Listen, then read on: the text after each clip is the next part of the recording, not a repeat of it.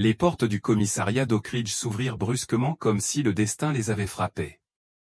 Un berger allemand, couvert de boue et de sang, haletant comme s'il venait de fuir l'enfer, s'effondra sur le linoléum.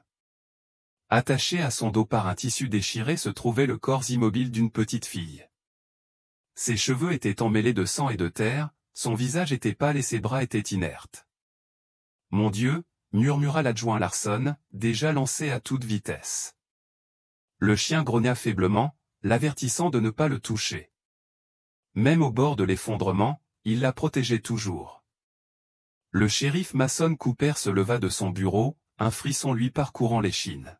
« C'est la fille de Jack Mitchell, dit-il. Emma. 8 ans. Disparue depuis 72 heures. » Et le chien, demanda Larson en s'agenouillant tandis que les ambulanciers se précipitaient. Cooper n'eut pas besoin de réfléchir. C'est Hunter. Le temps ralentit tandis qu'il libérait Emma et commençait à lui prodiguer les premiers soins. Les yeux ambrés du chien ne quittaient pas son visage, même lorsque le sang coulait autour de ses pattes, même lorsque sa respiration devenait saccadée. 3 fléchettes tranquillisantes ne l'avaient pas arrêté, Dieu seul sait ce qu'il avait dû endurer pour ramener cette fille à la maison.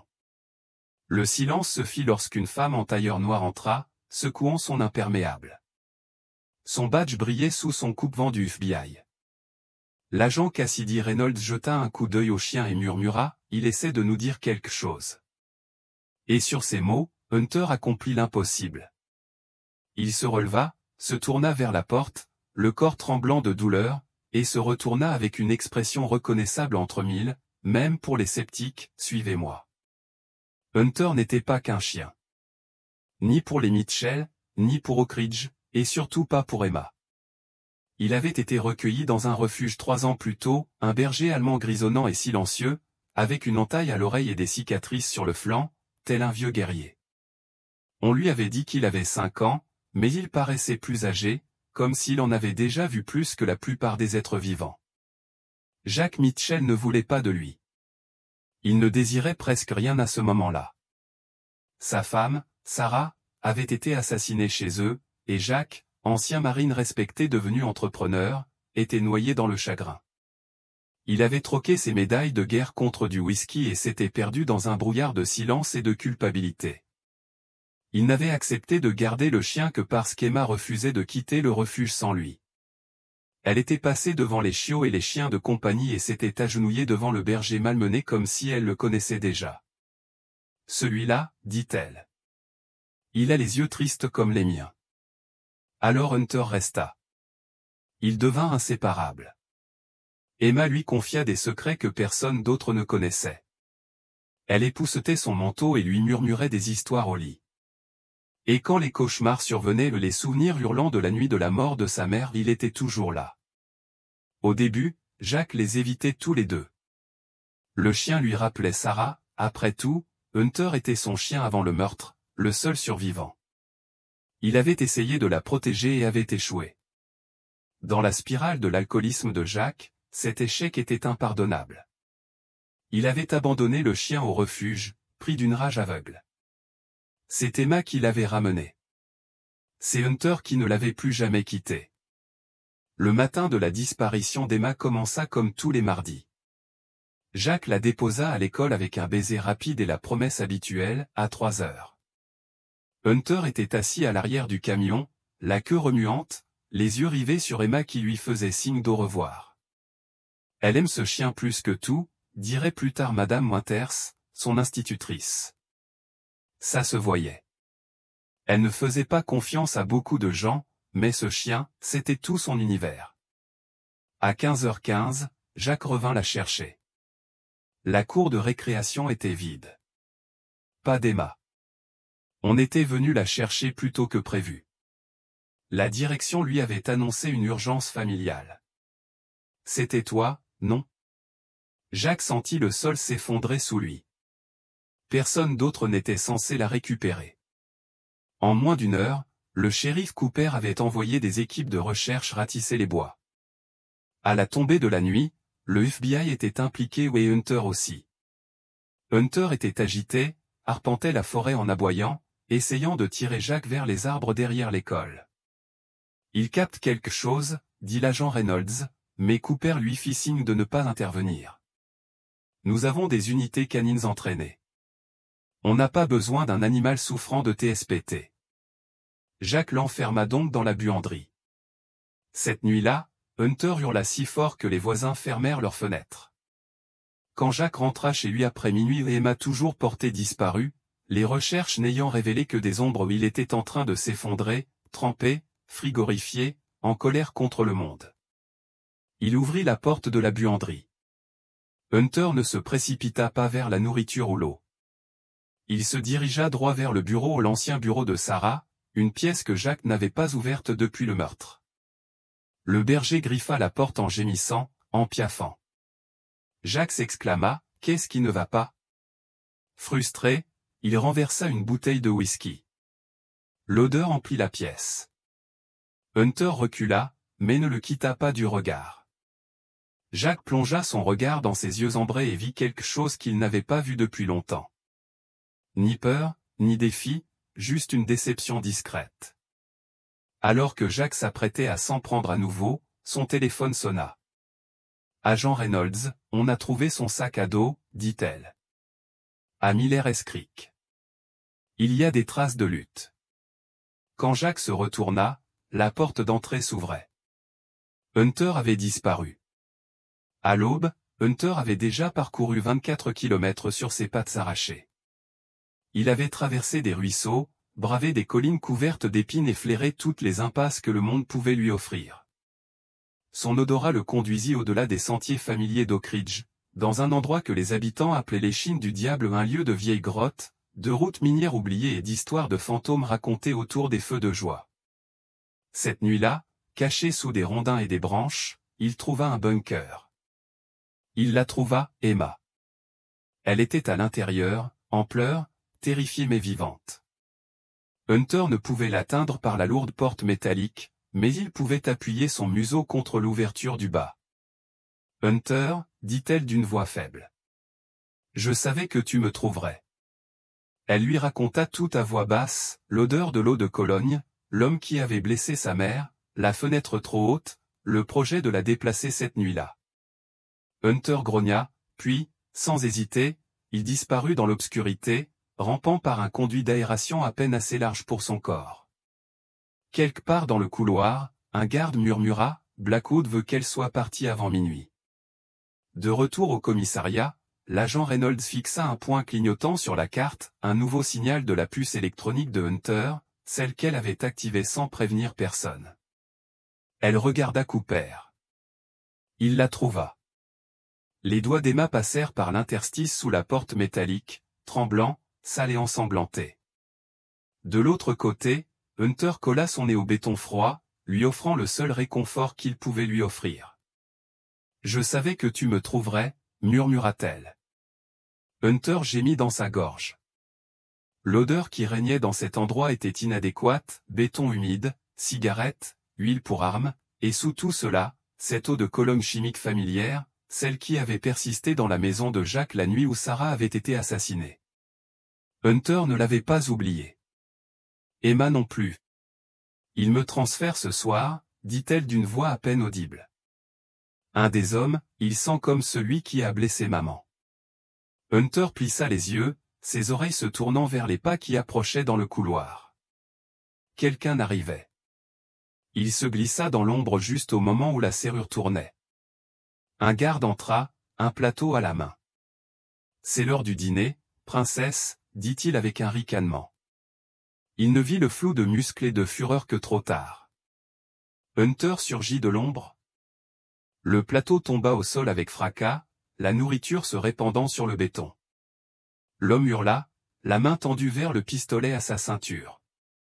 Mais Hunter avait été entraîné à vivre des moments pareils, il ne lâcha pas prise. De l'autre côté de la ville, Jack se tenait dans sa cuisine, les yeux fixés sur la bouteille de whisky cassée par terre, la laisse qui lui pendait à la main et la porte ouverte où Hunter avait disparu. La pluie frappait les fenêtres comme un tambour de guerre. Son souffle se coupa en se remémorant le regard de Hunter, accusation, certes, mais surtout, détermination. Jack décrocha le téléphone. Agent Reynolds, dit-il dès qu'elle répondit. Il est parti. Dans le bunker, le chaos s'installa. Le garde tituba en arrière et heurta le mur en tentant de repousser Hunter. De nouveaux cris résonnèrent dans le couloir. Emma profita de cette distraction pour sortir de sa chambre, pieds nus et tremblante.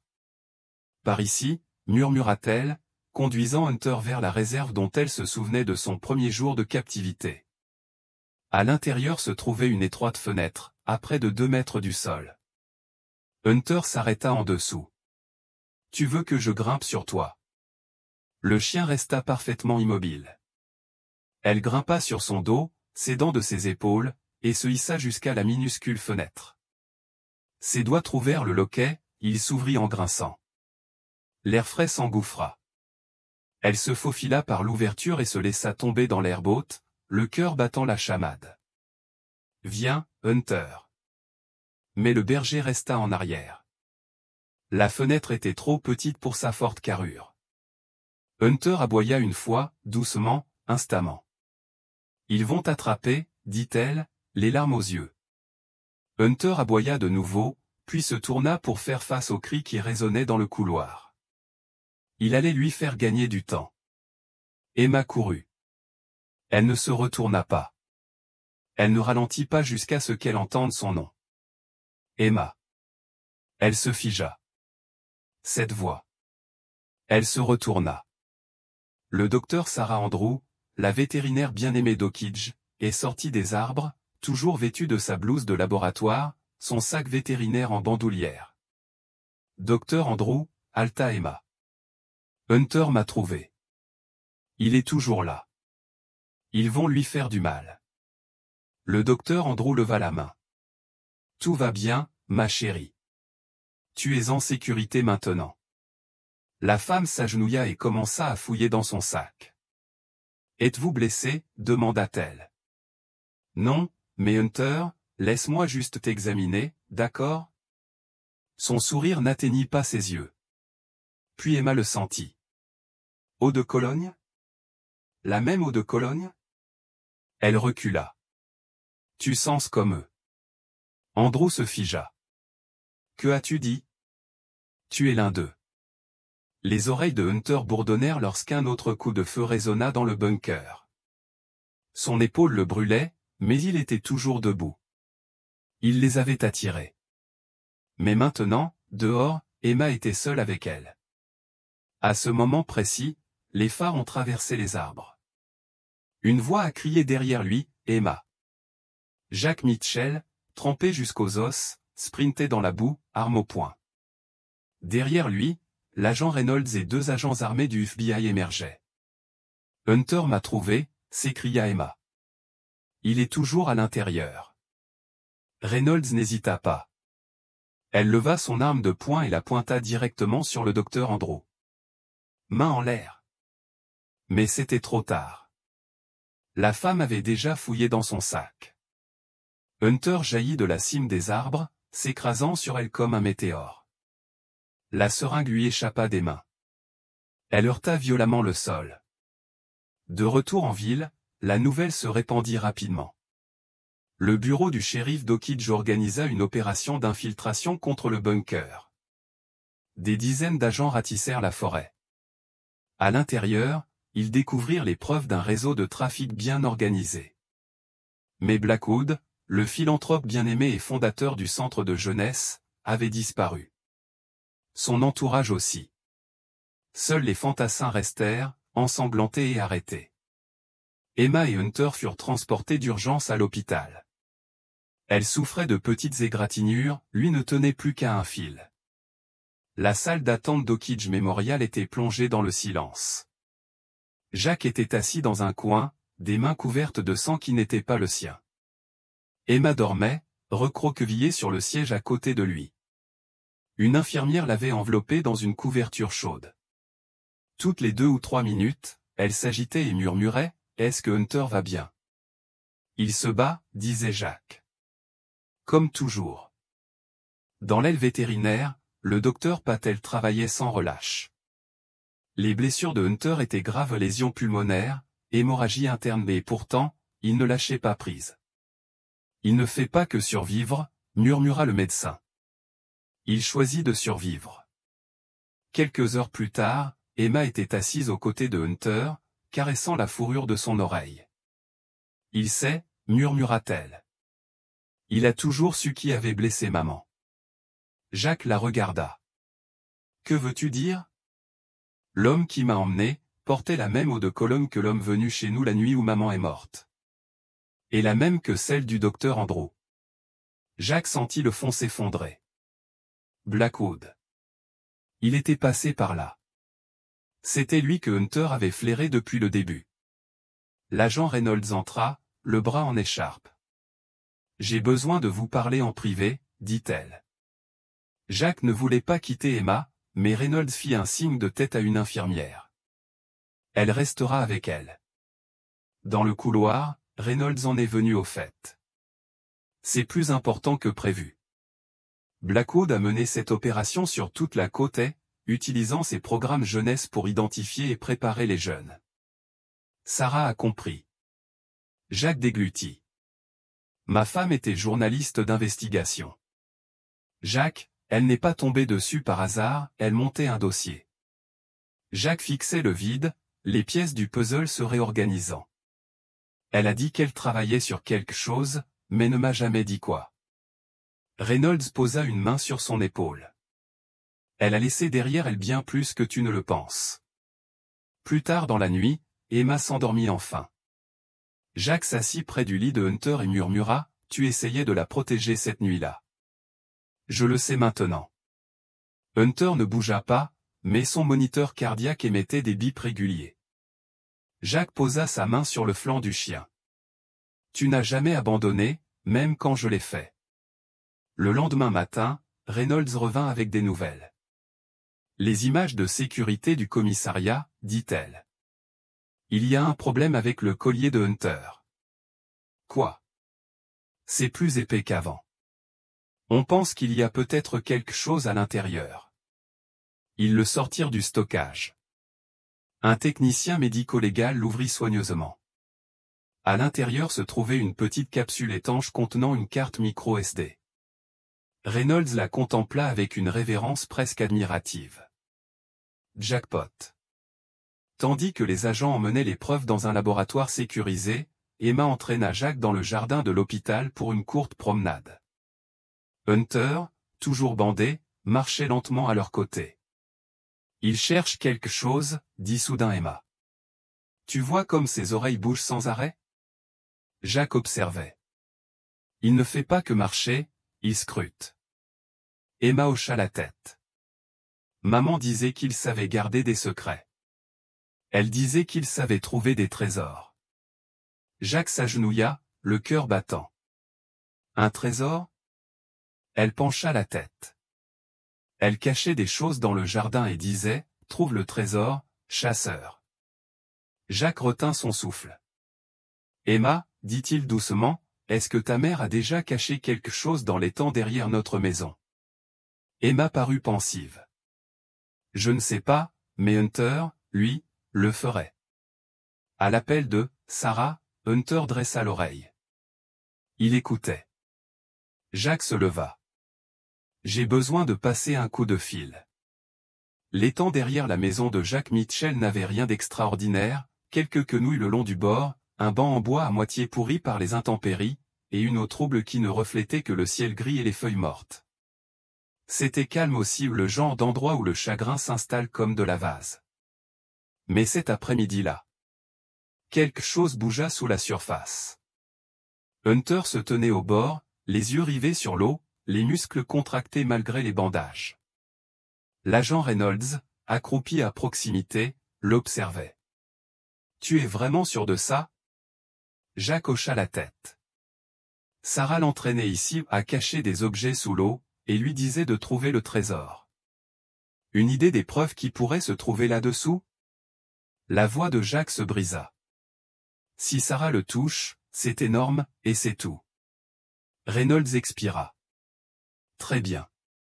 Voyons voir ce que ce chien a dans le ventre. Jacques s'accroupit près du berger allemand et posa une main sur sa fourrure trempée. D'accord, mon garçon, murmura-t-il.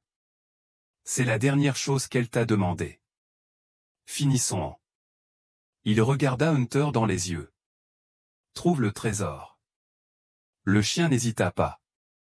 Malgré ses blessures et la fatigue qui pesait encore sur lui, Hunter entra dans l'eau comme s'il l'avait déjà fait 100 fois. Quelques instants plus tard, il nageait. Il pagaya vers le centre de l'étang, marqua une pause, puis plongea. Emma observait depuis la sécurité de la voiture garée à proximité, les mains collées à la vitre. Le docteur Patel, assis à côté d'elle sur le siège passager, observait nerveusement l'étang. « Est-ce qu'il va bien ?» demanda Emma. « Il fait ce pourquoi il a été dressé », répondit le docteur.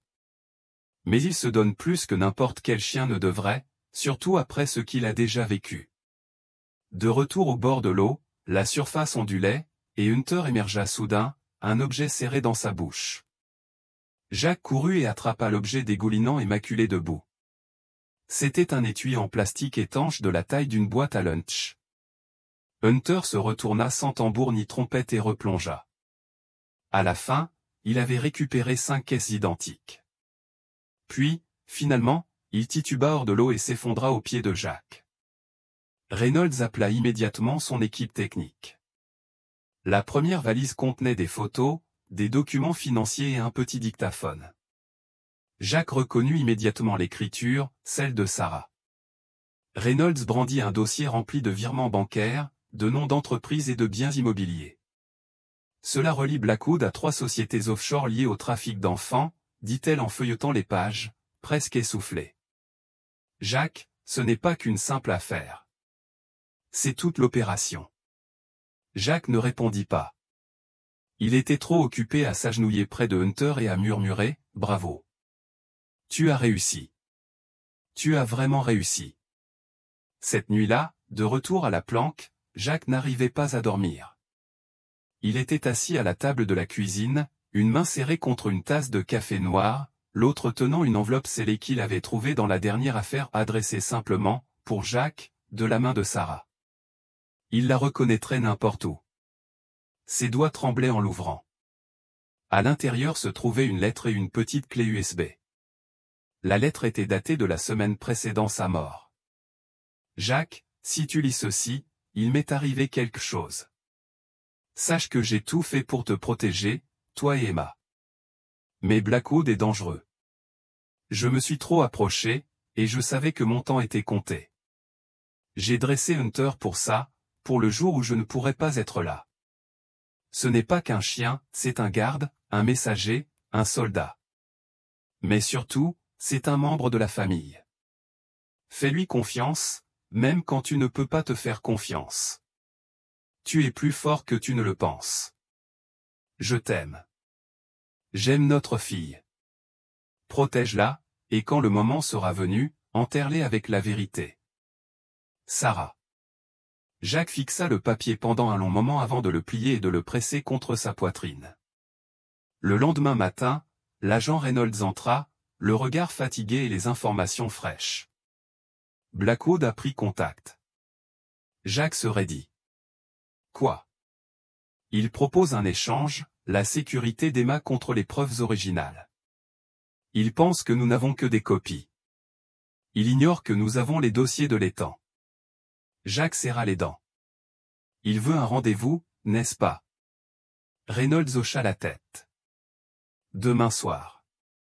Lieu privé. Tu y vas seul. Jacques regarda par la fenêtre. C'est un piège. Absolument, a-t-elle acquiescé. Pendant ce temps, en ville, l'histoire avait fait le tour du monde. Les chaînes d'information locales ont rapporté qu'un chien héros avait mené le FBI sur un réseau de trafic criminel. L'hôpital était inondé de fleurs et de cartes pour Hunter. Des inconnus envoyaient des dons, des jouets et des friandises pour chiens. Une carte disait simplement « Merci de l'avoir ramené à la maison ». Ce soir-là, Jacques emmena Emma se promener dans la ferme. Hunter marchait à leur côté, plus lentement maintenant, mais plus fort chaque jour. « Papa, dit Emma, penses-tu que maman est fière de lui ?» Jacques baissa les yeux vers le berger allemand balafré, puis vers sa fille. « Je crois qu'elle est fière de vous deux. » Emma s'arrêta, le regard scrutant l'horizon. Elle disait que Hunter flairait le mensonge. Jack sourit. Elle n'avait pas tort. Plus tard, Reynolds a examiné l'enregistrement vocal trouvé dans l'un des boîtiers étanches. La voix de Sarah, claire et nette. « Je suis Sarah Mitchell. Si vous entendez cela, j'ai probablement été tué. » Thomas Blackwood se livre au trafic d'enfants par le biais de ses œuvres caritatives. J'ai des relevés financiers, des photos et des témoignages personnels. Je les conserve dans un endroit accessible uniquement à mon chien. Je lui confie tout. Si vous trouvez ceci, ne le laissez pas partir. Reynolds se rassit sur sa chaise. Aucun jury au pays ne le laisserait partir maintenant. Le soir du rendez-vous arriva. Jack portait un micro caché. Des équipes tactiques étaient déployées à des kilomètres de là. Un drone surveillait la zone d'en haut. Le lieu de rendez-vous, une grange abandonnée en bordure d'un ancien champ de tabac. Quand Jack entra, Blackwood était déjà là, même costume sur mesure, même expression suffisante. « Tu as l'air fatigué, Jack, » dit-il en ajustant ses menottes. On dirait un homme qui court après une sortie de route. Jack répondit, « As-tu ce que j'ai demandé ?» Jack brandit une mallette remplie de faux dossiers. « Où est ma fille ?» Blackwood sourit. Puis retentit le déclic d'un pistolet. Mais avant que le coup de feu ne soit tiré, les chevrons de la grange s'illuminèrent de points rouges des lunettes laser. « FBI » tonna une voix. « Lâchez votre arme. » Blackwood se figea. Quelques secondes plus tard, Reynolds entra dans la lumière. Fin de la ligne, Thomas. Il rit amèrement. Ça t'a pris du temps. De retour à la planque, Jack trouva Emma endormie sur le canapé, Hunter blotti contre elle, protecteur. Il s'assit par terre à côté d'eux. « Tu as réussi, mon pote » murmura-t-il en grattant derrière les oreilles de Hunter. « Tu nous as ramenés à la maison. » Le chien émit un grognement silencieux et reposa sa tête. 2 semaines plus tard, le procès commença. Blackwood plaida non coupable. Peu importait, les preuves que Sarah avait conservées, ainsi que les aveux complets du docteur Andrew, scellaient l'affaire. Il ne reverrait plus jamais la lumière du jour. La dernière fois que Jack s'est rendu sur la tombe de Sarah, il avait apporté 2 choses, Emma et Hunter. Il a déposé la lettre de Sarah et une photo du chien, prise le jour où Emma a été secourue, sur sa pierre tombale. Puis il s'est agenouillé et a murmuré, « J'ai tenu ma promesse. » Derrière lui, Emma déposa un bouquet de lys sur la tombe. « Tu me manques, maman, » dit-elle. Hunter dit, « Salut. » La ferme était silencieuse. Trop silencieuse.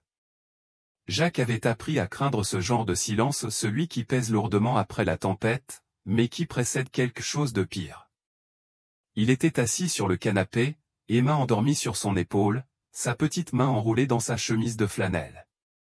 De l'autre côté de la pièce, Hunter était allongé sur une épaisse couverture, ses bandages toujours enroulés autour du torse, mais ses oreilles tremblantes, même au repos.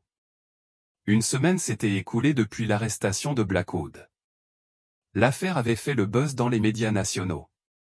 Le nom de Sarah faisait la une des journaux. Hunter était qualifié de « chien miracle » par des présentateurs qui n'en connaissaient même pas la moitié. Et Jack? Jack était devenu une sorte de symbole, un père qui avait tout perdu et s'était battu pour se reconstruire. Mais il ne pensait pas aux caméras ni au procès. Il pensait à ce que Reynolds lui avait dit plus tôt dans la journée. On pense que quelqu'un a prévenu Blackwood avant le raid, avait-elle dit. Il doit s'agir de quelqu'un de notre système. Et cela signifiait une chose, il n'était pas encore en sécurité. À 3h07, la vitre de la fenêtre de la cuisine arrière vola en éclats. Hunter releva brusquement la tête. Jack ouvrit brusquement les yeux. Il ne dit pas un mot. Il prit Emma dans ses bras et roula hors du canapé, la plaquant au sol derrière le fauteuil. Elle remua, mais ne cria pas, comme il le lui avait appris. « Reste en bas » murmura-t-il. Des pas craquèrent sur le porche lent, posé. Hunter émit un grognement sourd, celui qui sort du plus profond de la poitrine d'un chien, un son plus ancien que le langage, plus ancien que la peur. Jacques prit son téléphone. Pas de réseau. L'électricité avait été coupée. Puis la porte d'entrée s'ouvrit brusquement. Dans le clair de lune se tenait Thomas Blackwood vivant, libre, un fusil à la main. « Bonjour, Jacques, dit-il d'un ton décontracté, comme s'il passait prendre un café. Tu as quelque chose qui m'appartient. » La gorge de Jacques s'assécha. « Tu es censé être en garde à vue. » Blackwood sourit. « L'argent achète beaucoup de choses, le temps, l'influence, le silence. Parfois, il achète la liberté. » Il entra, le parquet craquant sous ses bottes. À côté de lui se tenait le docteur Sarah Andrew, pâle et tremblante, serrant toujours sa trousse de vétérinaire comme si elle pouvait la sauver. Jacques se leva lentement, se plaçant entre eux et le canapé où Hunter se tenait maintenant, grognant, le poil hérissé. « Tu ne l'emmènes pas, dit Jacques. Blackwood ne cligna même pas des yeux. « La fille ? Oh, Jacques, je ne la veux pas. Je veux ce que Sarah a laissé derrière elle. Vous arrivez trop tard. Le FBI a tout. » « Pas tous, dit Blackwood d'un ton plus dur. Elle avait des sauvegardes physiques. Et je pense que tu sais où elles sont. Tu as tort. Je ne pense pas que je le sois. Derrière Jacques, Emma jeta un coup d'œil. Papa. Les yeux de Blackwood s'illuminèrent en la voyant. Tu aurais dû la cacher, dit-il en levant son arme. Hunter se déplaçait si vite que même Jacques ne le vit pas venir. Un instant, il était à côté du canapé. L'instant d'après, il était projeté dans les airs, tel un amas de fourrure et de fureur. Le coup partit. Hunter percuta Blackwood, le projetant en arrière contre le mur. L'arme glissa sur le sol. Le docteur Andrew hurla et tomba à genoux, se tenant le ventre. Du sang coulait de ses doigts. Jacques se jeta sur l'arme, mais Blackwood la saisit le premier. Ils se battirent au poing, genoux, coudes des années de rage derrière chaque coup. Hunter, malgré ses blessures ouvertes, bondit de nouveau, serrant ses mâchoires autour du poignet de Blackwood au moment même où le coup partait. La balle manqua Jacques. Emma hurla. Hunter s'effondra, le sang se répandant rapidement. Jacques rugit, projetant Blackwood au sol. Cette fois, il ne se retint pas un coup, puis un autre, et encore un autre jusqu'à ce que Blackwood s'immobilise. Jusqu'à ce que le silence revienne. Sauf que maintenant, il n'était plus vide, il était empli de quelque chose de bien pire. Chasseur, sanglota Emma en rampant vers le berger. S'il te plaît, réveille-toi. Jacques s'agenouilla près d'elle. Il respire, murmura-t-il, mais à peine. Les sirènes hurlaient au loin. Les secours arrivaient, mais il était peut-être trop tard. Hunter respirait faiblement, ses yeux papillonnaient. Du sang imprégnait les bandages et le sol. Les mains de Jacques tremblaient. « Tu as bien fait, mon garçon, murmura-t-il. Tu nous as encore sauvés. » La queue du chasseur battit une fois, puis s'immobilisa. Emma a crié « Ne pars pas !» Jacques l'entoura de ses bras. Tous deux s'accrochaient au chien qui avait porté leur douleur, leur espoir, leur vie pendant des années. Les sirènes se faisaient plus fortes, plus proches, mais pas assez vite. 15 minutes plus tard, la maison grouillait d'agents du FBI. Ils menottèrent Blackwood, qui était à peine conscient. Les ambulanciers s'occupèrent du docteur Andrew, elle survivrait. Reynolds accourut, jeta un coup d'œil à Hunter et attrapa la radio. Nous avons besoin d'une évacuation médicale. Traumatisme animal, Richmond, priorité numéro 1. L'infirmière secoua la tête. Il n'est pas assez stable pour bouger. Emma essuya ses larmes et se leva. Si, il l'est. La fille, autrefois silencieuse, regarda maintenant tous les adultes dans les yeux. Ma mère l'a entraîné pour ça. Il fait le mort. Il l'a déjà fait. Il attend juste que ce soit à nouveau sans danger. Tout le monde se figea. Reynolds s'accroupit à côté d'elle. « Emma, qu'as-tu dit ? » « Il n'est pas en train de mourir, dit-elle. Il se cache. » Jacques croisa le regard de l'agent. « Elle a raison. » 1 heure plus tard, un hélicoptère atterrissait. Hunter était installé sur un brancard, des perfusions dans les 2 jambes, la tension artérielle ne tenant qu'à un fil. Emma refusait de lâcher sa patte. Dans les airs, elle lui murmura, « Tu as promis à maman de nous protéger. Tu as tenu ta promesse. Maintenant, laisse-moi tenir la mienne. Je vais te ramener à la maison. » Au centre de traumatologie vétérinaire de Richmond, l'équipe attendait. Ils avaient préparé une salle d'opération, fait des réserves de 100 canins et libéré tous les plannings. « Il est dans un état critique », a déclaré le chirurgien en chef. Plusieurs plaies rouvertes, lésions pulmonaires. Il est en état de choc. Peut-il s'en sortir, a demandé Jacques. Le médecin a marqué une pause. S'il n'était pas le chien qu'il est, je dirais non. Les heures passèrent. La salle d'attente était silencieuse, à l'exception du bourdonnement du distributeur et des bips des moniteurs au fond. Emma s'était endormie sur les genoux de Jacques. Le docteur Patel arriva avec du matériel. Reynolds apporta des nouvelles. Et puis, enfin, le chirurgien sortit. Jacques se leva. « Comment va-t-il » L'homme retira ses gants. « Il est vivant. Il a survécu à l'opération. Mais les prochaines 24 heures seront incertaines. » Jacques baissa les yeux vers sa fille, toujours endormie. « Elle a dit qu'il faisait le mort, » murmura-t-il. Elle avait peut-être raison. Le médecin répondit, « Je n'ai jamais rien vu de tel. » Cette nuit-là, ils furent autorisés à le voir. Hunter gisait dans une cage de convalescence, branché à l'oxygène, enveloppé dans une gaze propre, sa respiration était régulière mais faible. Emma entra la première. Il ouvrit les yeux rien que pour elle. « Salut, mon pote » murmura-t-elle. « On est en sécurité maintenant. » Hunter laissa échapper un léger gémissement. Elle s'agenouilla près de lui, posant sa main sur sa tête. « Je te l'avais dit, » dit-elle. « Tu n'as pas encore fini. » À travers la ville, les derniers éléments se sont mis en place, le docteur Andrew a parlé et les aveux de Blackwood ont été obtenus. Les forces de l'ordre ont perquisitionné des dizaines d'établissements liés au réseau de trafiquants.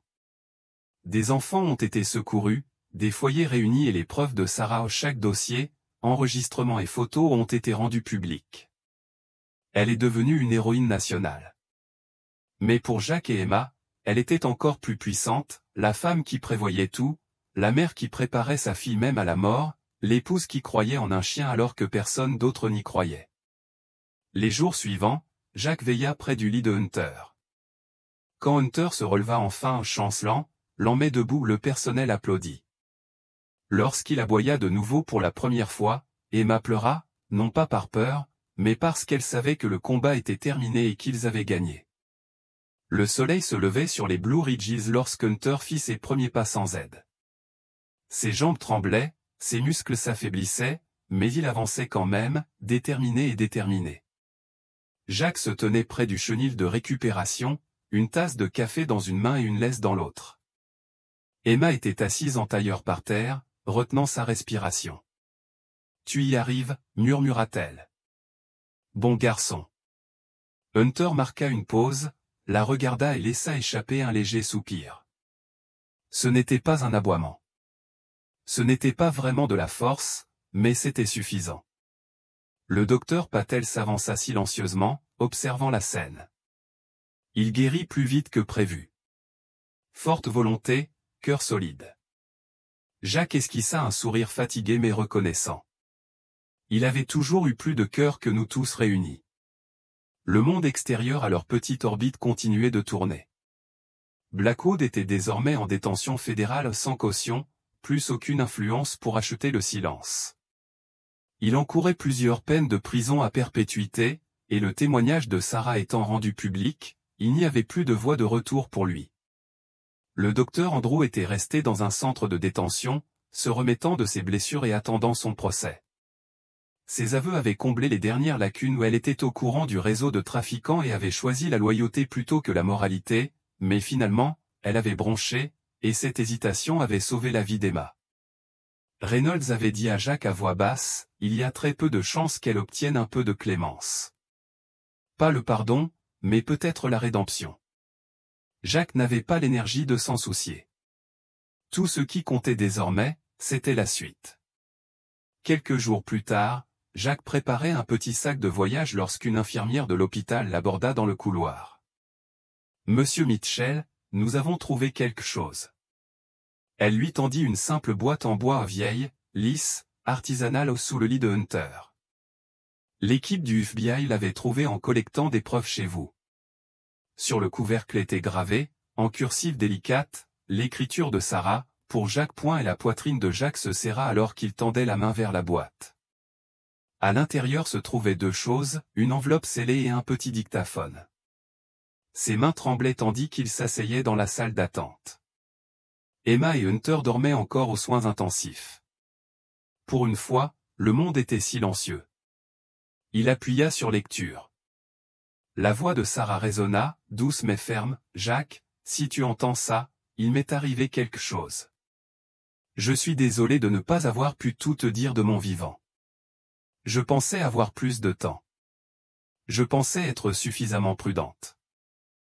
Mais je savais aussi que si jamais quelque chose arrivait, j'aurais besoin de toi pour terminer ce que j'avais commencé. » Jack se pencha en avant, les coudes sur les genoux, les yeux brûlants. « Tu m'as toujours dit que tu n'étais pas doué avec les sentiments, mais tu avais tort. Tu aimais fort. Tu ne savais juste pas le montrer parfois. C'est pour ça que j'ai formé Hunter, pas seulement pour protéger Emma, mais pour te guider si tu te perdais. Il y a une lumière en toi, Jack. Je l'ai vu la première fois que tu es entré dans ma vie avec ce sourire en coin et le rire le plus bruyant de la pièce. Ne laisse pas ma mort éteindre cette lumière. Ne la laisse pas s'éteindre au chagrin ou à la culpabilité. Tu es toujours son père. Tu es toujours toi. » Jack avait l'impression que le sol s'était effondré sous ses pieds. La voix de Sarah, après tout ce temps, conservait cette force calme, cette foi inébranlable en lui, même lorsqu'il n'arrivait pas à croire en lui-même. « Tu n'as pas besoin d'être parfait. Tu dois juste être présent, l'aimer, et quand elle te pose des questions sur moi, ne me fais pas passer pour un fantôme. Fais de moi quelqu'un de réel et fais confiance à Jack, le chien. Il est plus intelligent que nous tous. » Il y eut un silence, puis, « Je t'aime. Je t'ai toujours aimé. Je t'aimerai toujours. Continue. Elle a besoin de toi. Et moi aussi. » La cassette s'est terminée par un léger clic. Jack ne bougeait pas. Il ne parlait pas. Il restait assis là, les yeux rivés au mur, s'accrochant à sa voix comme à une bouée de sauvetage. Ce soir-là, il lut la lettre à voix haute à Emma. Elle pleura. Lui aussi. Et Hunter, allongé à leurs pieds, laissa échapper un long soupir de contentement. C'était le son de la paix. Les semaines passèrent. Hunter sortit du centre de traumatologie avec pour consigne de marcher légèrement, de se reposer suffisamment et de subir des examens de suivi. Mais personne ne put l'empêcher de faire ce qu'il voulait, rester constamment aux côtés d'Emma. Ils retournèrent à Oak Ridge en silence. La maison sentait encore le souvenir, mais elle ne semblait plus hantée. Jack passa quelques instants à respirer, soulagé de savoir qu'ils étaient enfin en sécurité chez eux. Les journées passées à ranger le bureau de Sarah lui ont donné l'impression de la mettre en lumière, et non de l'effacer. Il a encadré ses prix de journalisme et a placé une photo d'elle avec Emma sur la cheminée. Il a remplacé les bouteilles d'alcool poussiéreuses par des livres. Chaque soir, il préparait le dîner même si ce n'était qu'un croque-monsieur et tous les trois s'asseyaient à table comme une famille. Hunter, bien sûr, avait sa propre chaise. Un matin, alors que la première neige de la saison recouvrait le porche arrière, Jack trouva Emma debout près de la porte coulissante en pyjama. Elle regardait l'étang. Hunter était assis à côté d'elle, la queue se balançant paresseusement. « Tu réfléchis ?» demanda Jack en lui tendant une tasse de chocolat chaud. Elle acquiesça. Je me souviens, c'est tout. Quelque chose de particulier? Emma prit une gorgée, puis leva les yeux vers lui. Tu crois que maman savait qu'elle allait mourir? Jacques hésita. Je pense qu'elle connaissait le danger, mais elle espérait pouvoir l'arrêter à temps. Emma resta silencieuse un instant. Elle n'a pas seulement laissé des preuves. Elle a donné des instructions. Jacques haussa un sourcil. Elle a dit à Hunter quoi faire. Elle lui faisait plus confiance qu'à quiconque, encore plus qu'à toi. Jacques ne s'en offusqua pas. Il sourit. Elle avait généralement raison. Plus tard dans la semaine, l'agent Reynolds est passé. Elle avait l'air différente sans sa tenue du FBI, plus détendue, toujours aussi vive, mais humaine. Elle apportait des donuts et des nouvelles de l'affaire. Les dossiers que Sarah a conservés? Il mène à de nouvelles arrestations à travers le pays. Son travail contribue à démanteler quelque chose de bien plus important que nous l'imaginions. Elle marqua une pause. Elle a tout changé. Jacques baissa les yeux vers l'enregistreur posé sur la table de la cuisine. Oui, elle l'a toujours fait. Alors que Reynolds partait, elle s'agenouilla pour gratter Hunter derrière les oreilles. Tu as bien fait, partenaire, dit-elle doucement. Hunter lui lança un regard presque empreint de fierté. Ce dimanche-là, tous les trois, Jacques, Emma et Hunter, se rendirent sur la tombe de Sarah. Des fleurs fraîches y étaient déjà déposées par des inconnus. Emma ajouta les siennes, un bouquet de marguerites sauvages enveloppées de rubans. Ils restèrent un moment silencieux. Puis Jacques prit une grande inspiration. Avant, je venais ici et je ne ressentais que de la culpabilité, dit-il. Je me blâmais. Je blâmais ce chien. Je me renfermais. Il regarda Emma. Mais tu m'as ramené à la vie. Et Hunter, et tu ne m'as jamais abandonné. Hunter ne bougea pas. Il n'en avait pas besoin. Jacques s'avança et s'agenouilla près de la pierre tombale. Je te le promets, Sarah, je vais bien l'élever. Je vais lui offrir la vie dont tu as rêvé. Et quand elle me posera des questions sur toi, je lui dirai la vérité, toute la vérité, même les moments difficiles. Emma s'approcha de lui et posa la tête sur son épaule. Elle sait déjà que tu étais courageux, murmura Jacques. Maintenant, elle saura que tu étais aussi brillant, gentil, drôle et authentique. Hunter était assis entre eux, silencieux mais ferme. Tous les trois, toujours là, toujours debout. De retour à la maison, Emma sortit un vieux carnet de notes de son sac à dos et le tendit à Jacques. Qu'est-ce que c'est? Mon histoire, dit-elle. Je l'écris pour que les autres enfants sachent qu'ils ne sont pas seuls. Jacques ouvrit la première page. D'une écriture soignée, on pouvait y lire. Je m'appelle Emma Mitchell. J'ai été enlevée, mais je n'ai jamais été vraiment perdue, car quelqu'un a toujours cru en moi ou parce qu'un chien nommé Hunter ne cessait de me chercher. Et parce que ma mère a laissé une carte. Voici notre histoire. 1 an plus tard, la ferme avait l'air différente, pas seulement à cause de la nouvelle couche de peinture ou du potager que Jacques et Emma avaient planté ensemble, pas seulement parce que le porche avait maintenant une balançoire, mais parce que l'air était différent, plus léger, comme si le poids du chagrin avait finalement commencé à se lever un souffle à la fois. Cela faisait 365 jours qu'ils avaient ramené Hunter du centre de traumatologie, que Jacques avait lu le dernier message de Sarah, qu'ils avaient choisi de vivre, et non de survivre. Et ce jour-là n'était pas n'importe quel jour, c'était la cérémonie de départ à la retraite de Hunter.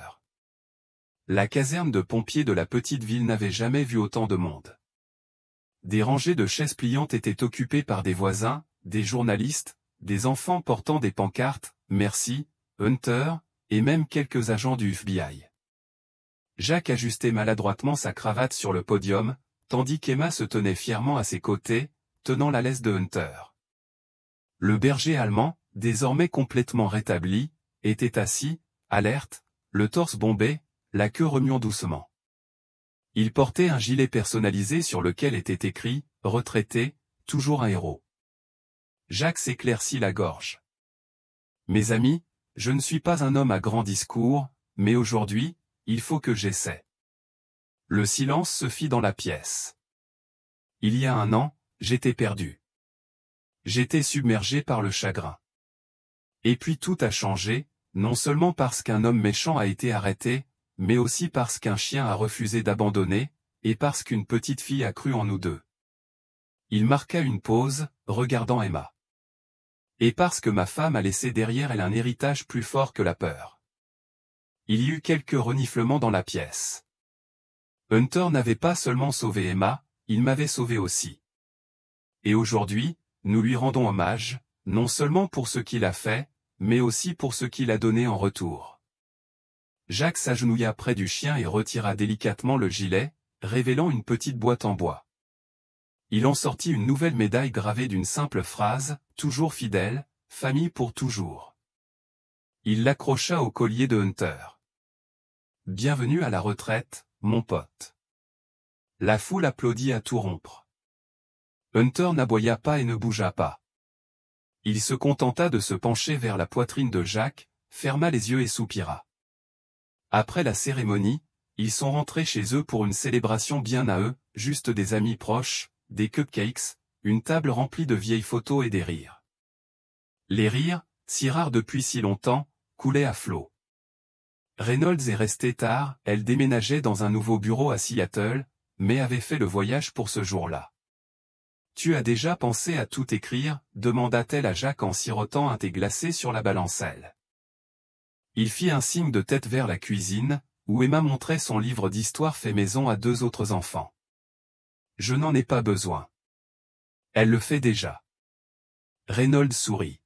« Alors je pense que tout ira bien. » Ce soir-là, après le départ de tous et le ciel étoilé, Jacques s'assit seul au bord de l'étang. Hunter était allongé à côté de lui, la tête appuyée sur les bottes de Jacques. L'eau scintillait l'étang même où Sarah avait caché la vérité, où un chien maltraité avait autrefois nagé dans la douleur pour faire remonter l'espoir à la surface. Jacques sortit une lettre, la dernière qu'il avait écrite ce matin-là. Il la déplia lentement. « Sarah, tu m'as dit un jour que le chagrin pouvait soit endurcir, soit briser quelqu'un. Pendant un temps, je l'ai laissé m'endurcir. J'ai repoussé les gens. Je me suis repoussé moi-même. Mais tu m'as ouvert un chemin de retour à travers ta voix, à travers Emma, à travers lui. J'aimerais que tu la vois maintenant, courageuse, drôle, tellement comme toi. Ça fait mal parfois, mais de la meilleure des manières. On va bien maintenant. Je pense au non, je sais qu'on va s'en sortir. Merci de ne jamais nous avoir abandonnés. Je te porterai toujours. Jacques. » Il plia la lettre et la laissa tomber dans l'eau, où elle flotta brièvement avant de couler comme une promesse absorbée par la terre. Au cours des mois suivants, la vie continua à s'accélérer. Emma entra en CM1. Elle s'inscrivit au journal de l'école et publia son premier article, « Comment mon chien a sauvé le monde et moi ». Jacques commença à faire du bénévolat au refuge local, soignant des chiens en difficulté, comme Hunter l'avait été autrefois. Ils construisirent une nouvelle clôture, plantèrent des tournesols et adoptèrent un chiot adopté nommé Cody, un labrador croisé un peu loufoque, plus énergique que raisonnable. Hunter approuva.